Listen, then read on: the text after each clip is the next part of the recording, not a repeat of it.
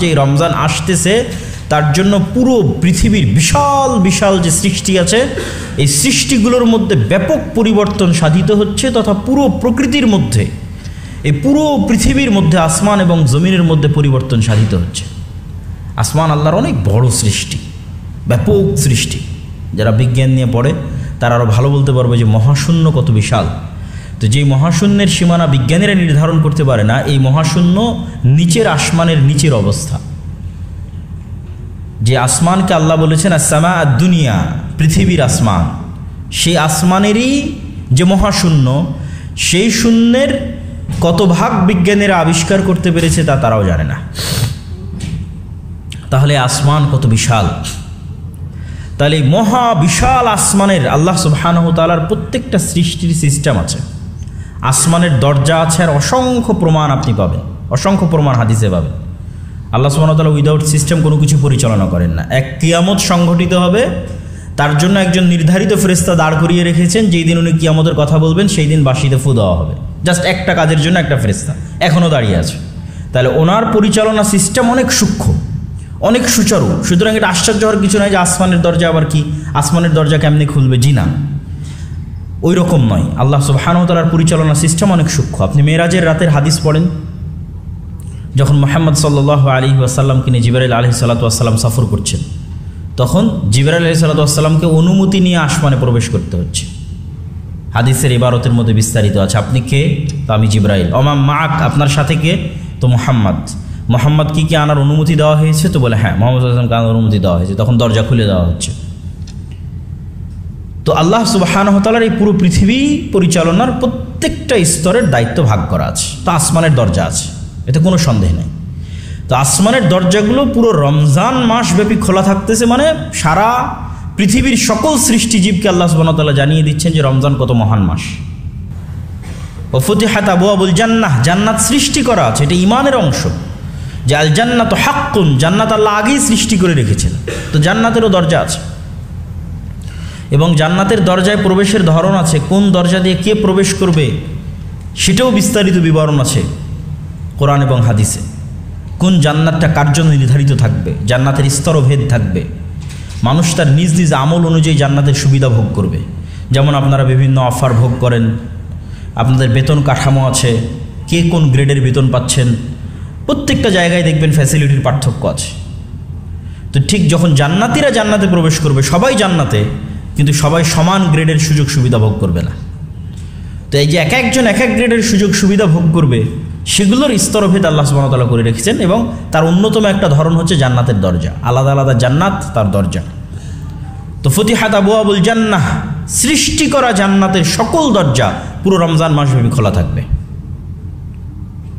জাহান্নাম সৃষ্টি করা আছে, জাহান্নাম স্বয়ং স্বচক্ষে রাসূলুল্লাহ সাল্লাল্লাহু আলাইহি ওয়াসাল্লাম মেরাজের রাত্রে দেখেছেন। তার বর্ণনা তিনি উল্লেখ করেছেন যে জান্নাত দেখে তিনি বলেছেন, এই জান্নাত কে না চাইবে সেই জান্নাতে আসতে, কিন্তু জান্নাতে যাওয়ার পদ্ধতি যখন দেখেছেন তখন হতাশ হয়ে গেছেন। আর জাহান্নাম দেখে বলেছেন, কে না চাইবে জাহান্নাম থেকে বাঁচতে, কিন্তু বাঁচার পদ্ধতি যখন দেখেছেন তখন হতাশ হয়ে গেছেন। কেননা জাহান্নাম ঘিরে রাখা আছে মানুষের অন্তরের শাহওয়াত, মনের চাওয়া দিয়ে। তো মানুষ তো মনের গোলাম, সে কতক্ষণ আর মনের বিরুদ্ধে যুদ্ধ করবে আর শয়তানের বিরুদ্ধে যুদ্ধ করবে এই জাহান্নাম থেকে বাঁচার জন্য। তো এই জাহান্নামের সকল দরজা প্রতীকীভাবে রমজানের আগমনে বন্ধ করে দেওয়া হবে। ওয়াসুলসিলাতি শায়াতিন, শয়তানকে শৃঙ্খলাবদ্ধ করা হবে।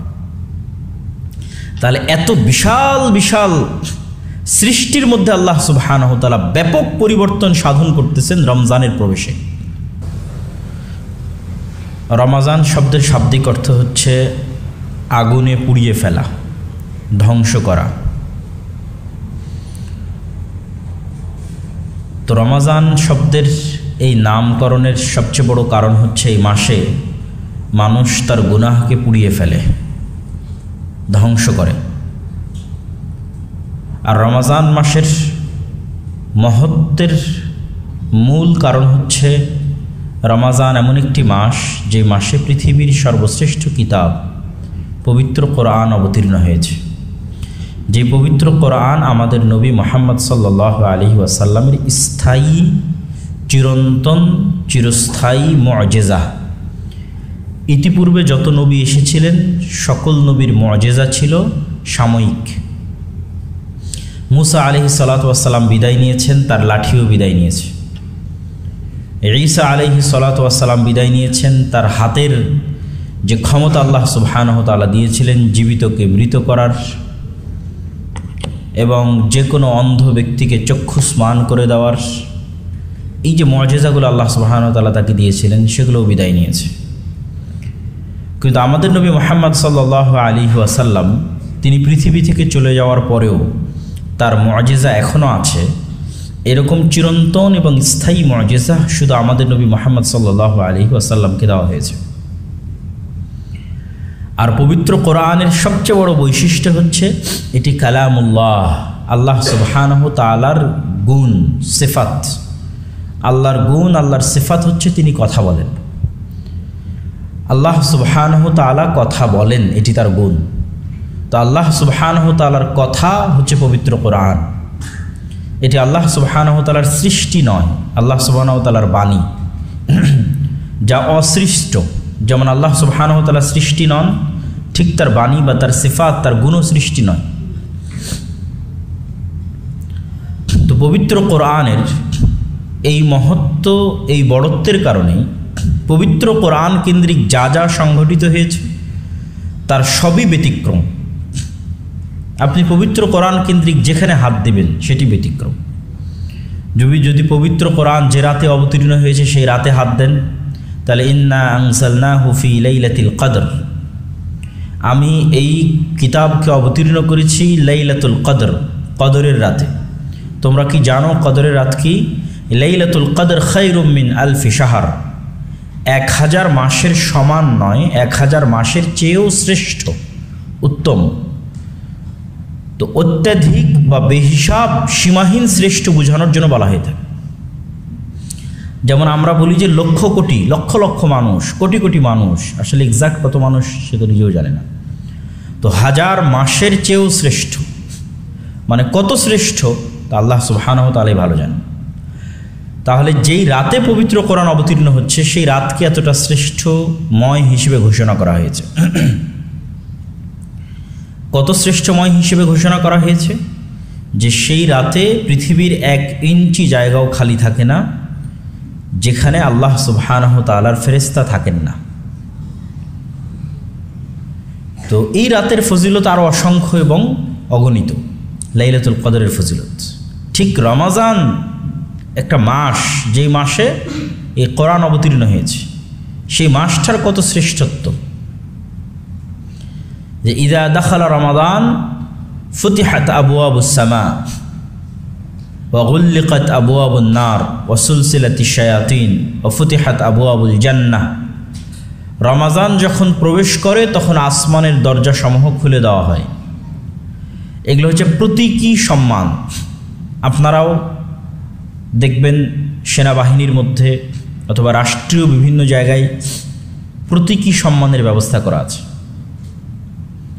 পুষ্পস্তবক অর্পণ করা অথবা তোপ বিস্ফোরণের মাধ্যমে সালামি পেশ করা, 21 তোপের সালামি, 7 তোপের সালামি, লাল গালিচার মাধ্যমে সংবর্ধনা পেশ করা, অথবা স্যালুট, সেনাবাহিনীর যে স্যালুট সিস্টেম আছে সেই স্যালুট সিস্টেমের মাধ্যমে সম্মান পেশ করা, গার্ড অফ অনার। তো আল্লাহ সুবহানাহু ওয়া তাআলা আসমানের দরজা খুলে দিচ্ছেন মানে কি, এবং পুরো রমজান মাস খোলা থাকছে মানে কি, এটি এই রমজানের সম্মানে এক বিশেষ প্রতীকী সম্মাননা। তথা রমজান অনেক মহৎ কিছু। তো রমজানের এই মহত্বের গোপন রহস্য কি? এই রমজানে কি অবতীর্ণ হয়েছে? কোরআন অবতীর্ণ হয়েছে। তাহলে রমজানের যদি এত সম্মান হয় তাহলে কোরআনের কত সম্মান? কেন রমজানের এই সম্মানগুলো তো সে অর্জন করতেছে এই ওসিলাতি যে ওই মাসে কি অবতীর্ণ হয়েছে? কোরআন অবতীর্ণ হয়েছে। সম্মানিত উপস্থিতি, তো রমজান মুসলমানদের জন্য এক বিশাল সুযোগের মাস। অনেক দিক থেকে রমজানের ব্যাখ্যা করা সম্ভব যে রমজান আমাদের জন্য কি কি সুযোগ এবং কি কি সুবিধা নিয়ে আসতেছে। শুধু স্বাভাবিক ফজিলতের আলোচনা তো আছেই, তিনটা কাজ এমন আছে যে তিনটা কাজের পিছনে রাসূলুল্লাহ সাল্লাল্লাহু আলাইহি ওয়াসাল্লাম অতীতের সকল গুনাহ মাফ হয়ে যাওয়ার ওপেন ঘোষণা দিয়েছেন। মান সামা রমাদানা ঈমানান ওয়া ইহতিসাবান, যে ব্যক্তি রমজান মাসে সিয়াম পালন করলো ঈমানের সাথে নেকির আশায়, তার পূর্বের সকল গুনাহ মাফ হয়ে যাবে। যে ব্যক্তি রমজান মাসে তারাবির সালাত আদায় করলো ঈমানের সাথে নেকির আশায়, তার পূর্বের সকল গুনাহ ক্ষমা হয়ে যাবে। যে ব্যক্তি রমজানের লাইলাতুল কদর পেল এবং লাইলাতুল কদরের রাত জাগ্রত অবস্থায় ইবাদত করলো, তার পূর্বের সকল গুনাহ ক্ষমা হয়ে যাবে। কিন্তু প্রত্যেকটা বাক্যের সাথে দুইটা শর্ত যুক্ত করা আছে, ঈমানের সাথে নেকির আশায়। তো নেকির আশার ব্যাখ্যা সকল মুহাদ্দিসিনে কেরাম করেছেন নিয়ত। এবং আমরা সবাই জানি যে ইসলামের সকল কাজের মূল ভিত্তি নিয়া, ইন্নামাল আমাল বিন্নিয়াত। এবং নিয়ত যদি বিশুদ্ধ না হয় তাহলে আমল জান্নাতে নিয়ে যাওয়া বহু দূরের কথা, জাহান্নামে নিয়ে যাবে। এবং সহিহ বুখারীর হাদিস আছে, আপনারা সকলেই জানেন, লম্বা হাদিস, যে আল্লাহ সুবহানাহু ওয়া তাআলা জাহান্নাম উদ্বোধন করবেন আলেম দিয়ে, শহীদ দিয়ে, দানবীর দিয়ে। তাই সে যুদ্ধ করে শহীদ হয়েছে আল্লাহর রাস্তায়, আলেম আল্লাহর রাস্তায় মানুষকে দাওয়াত দিয়েছে, দানবীর আল্লাহর সন্তুষ্টির জন্য, দানবীর আল্লাহর মসজিদ এবং আল্লাহর মাদ্রাসায় দান করেছে। কিন্তু কোনো কাজে আল্লাহর সন্তুষ্টি উদ্দেশ্য ছিল না, প্রত্যেকটা কাজে উদ্দেশ্য ছিল মানুষকে দেখান। ফলত তার আমল, সে চুরি করার কারণে জাহান্নামে যাচ্ছে না, সে ডাকাতি জেনা করার অপরাধে জাহান্নামে যাচ্ছে না, সে আল্লাহর রাস্তায় জিহাদ ফি সাবিলিল্লাহ করার অপরাধে জাহান্নামে যাচ্ছে, সে আলেম হওয়ার অপরাধে, মানুষকে দাওয়াত দেওয়ার অপরাধে জাহান্নামে যাচ্ছে, সে দান করার অপরাধে জাহান্নামে যাচ্ছে। তার নেকির কাজ অপরাধ হয়ে গেছে। নেকির কাজ অপরাধ হয়ে গেছে কখন? যখন নিয়ত ঠিক থাকেনি তখন। তাহলে এই যে রমজানের যে বিশাল ফজিলত পাওয়ার শর্তারোপ করা হলো, তার প্রথম শর্ত যদি আমরা বুঝতে চাই তাহলে সেটি হচ্ছে নিয়তের বিশুদ্ধতা। যে আমি কি তারাবির সালাত আদায় করছি বন্ধু বান্ধবকে দেখা, আত্মীয় স্বজনকে দেখা, সমাজের স্ট্যাটাস রক্ষা করা, ইফতার পার্টি, সাহারি, সিয়াম পালন করা ইত্যাদি সব কিছুই যদি শুধু সোসাইটির স্ট্যাটাস মেনটেন করার জন্য, সমাজে চলার জন্য, ফ্রেন্ড সার্কেলের সাথে মুখ রক্ষা করার জন্য হয়, তাহলে এই আমলগুলো আমাদের কিসে যাওয়ার কারণ হবে? জাহান্নামে যাওয়ার কারণ হবে। অতীতের গুনাহ ক্ষমা হওয়া তো বহুদূরের কথা। 2 নম্বর শর্ত ঈমানের সাথে। ঈমানের সাথে মানে কি? রাসূলুল্লাহ সাল্লাল্লাহু আলাইহি ওয়াসাল্লাম এক হাদিসে বলছেন, লা ইয়াজনি যানি হিনা ইয়াজনি ওয়া হুয়া মুমিন, লা ইয়াসরিকু সারিক হিনা ইয়াসরিক ওয়া হুয়া মুমিন। কোন জেনাকারী যখন জেনা করে তখন সে মুমিন থাকে না, ওই জেনা করা অবস্থায় সে মুমিন থাকে না। কোন চোর যখন চুরি করে তখন চুরি করা অবস্থায় সে মুমিন থাকে না। তথা এই হাদিস স্পষ্টভাবে প্রমাণ করছে যে মানুষ যখন আল্লাহর কোনো বিধান লঙ্ঘন করে তখন তার মধ্যে পূর্ণাঙ্গ ঈমানের উপস্থিতি থাকে না? থাকে না? থাকে না। তাহলে আমি সিয়াম পালন করছি এবং সিয়াম পালন করা অবস্থায় আল্লাহর বিধানের লঙ্ঘন করছি, মানে কি আমি ঈমান অবস্থায় সিয়াম পালন করছি? না। আমি যদি বুঝাতে না পারি এটা আমার ব্যর্থতা। আপনারা 3টা ফজিলত দেখলেন, 3টা আমলের সেম ফজিলত রমজান মাসে। সেটি কি অতীতের সকল গুনাহ ক্ষমা হয়ে যাওয়া, কিন্তু শর্ত 2টা। তার মধ্যে 1 নম্বর শর্ত হচ্ছে ঈমান, 2 নম্বর শর্ত সঠিক নিয়ত। তো ঈমান মানে কি? আর এক হাদিসের ব্যাখ্যা আমি আপনাদের সামনে বোঝানোর চেষ্টা করতেছি যে ঈমান অর্থ হচ্ছে আপনি সিয়াম থাকা অবস্থায় যদি গুনাহে লিপ্ত হন তাহলে আপনি কি ঈমান অবস্থায় সিয়াম পালন করছেন? কথা বলতে হবে, ঈমান অবস্থায় সিয়াম পালন করছেন না। তাহলে ঈমান অবস্থায় সিয়াম পালন করছেন না মানে এই সিয়াম কি আপনার অতীতের গুনাহ ক্ষমা করবে? ক্ষমা করবে না। তাহলে ঈমান অবস্থায় সিয়াম মানে গুনাহবিহীন সিয়াম। আমার সাথে বলেন তো, ঈমান অবস্থায় সিয়াম মানে কি? গুনাহবিহীন সিয়াম। আমরা কি মনে করেছি সিয়াম মানে না খেয়ে থাকা? সিয়ামের সঙ্গের মধ্যেই তো না খেয়ে থাকা নাই। সিয়ামের সঙ্গের মধ্যেরই বড় অংশ হচ্ছে মানুষের যে নফস, এই নফসকে কন্ট্রোল করা। নফসকে কন্ট্রোল করতে সহযোগিতা করে না খেয়ে থাকা। কেন সহযোগিতা করে? ইবনুল কাইয়িম রাহিমাহুল্লাহ লিখছেন যে মানুষ যখন ক্ষুধার্ত থাকে তখন মানুষের শরীরের কোষগুলো সংকুচিত হয়ে আসে, আর সংকুচিত কোষের মধ্যে শয়তানের প্রবেশ কঠিন হয়ে যায়। আর মানুষ যখন উদর পূর্তি করে খাদ্য ভক্ষণ করে, পেট পূর্ণ করে খাদ্য ভক্ষণ করে, অত্যধিক খায় এবং অত্যধিক ঘুমায়, তখন ওই শরীরের মধ্যে শয়তানের প্রবেশ সহজলভ্য হয়, সহজ সাধ্য হয় শয়তানের জন্য ওই শরীরের মধ্যে প্রবেশ করা। আর যখন সে ক্ষুধার্ত রাখতেছে নিজেকে, তখন শরীরের মধ্যে শয়তানের প্রবেশ কঠিন হয়ে যায়। তাহলে ক্ষুধার্ত থাকার মাধ্যমে মূলত আপনি যেন আপনার নিজের নাফসকে কন্ট্রোল করতে পারেন, তার একটা মাধ্যম হচ্ছে ক্ষুধার্ত থাকা। কিন্তু আপনি থাকলেন নামকা অস্তে ক্ষুধার্ত আর সকল গুনাহে লিপ্ত হলেন, তাহলে আসল উদ্দেশ্যই তো ব্যাহত হলো। আসল উদ্দেশ্য হচ্ছে নাফসকে কন্ট্রোল করা, যাবতীয় অপরাধ থেকে, গুনাহ থেকে কি থাকা, মুক্ত থাকা। এটাই সিয়াম, এটাই সিয়াম। সিয়াম মানে মানুষ গুনাহ মুক্ত থাকবে, এটাই সিয়াম। গুনাহ মুক্ত থাকতে তাকে সহযোগিতা করবে না খেয়ে থাকা, শয়তানি ওয়াসওয়াসা কম কাজ করবে। তাহলে আমরা যদি আমাদের সমাজের যে কালচার, সেই কালচার কি? সেই কালচার হচ্ছে সে সিয়াম আছে কিন্তু নামাজ পড়ে না। আছে না নাই বলেন? আছে। সে সিয়াম আছে কিন্তু বিনা দ্বিধায় তার বান্ধবীর সাথে, তার গার্লফ্রেন্ডের সাথে কথা বলতেছে।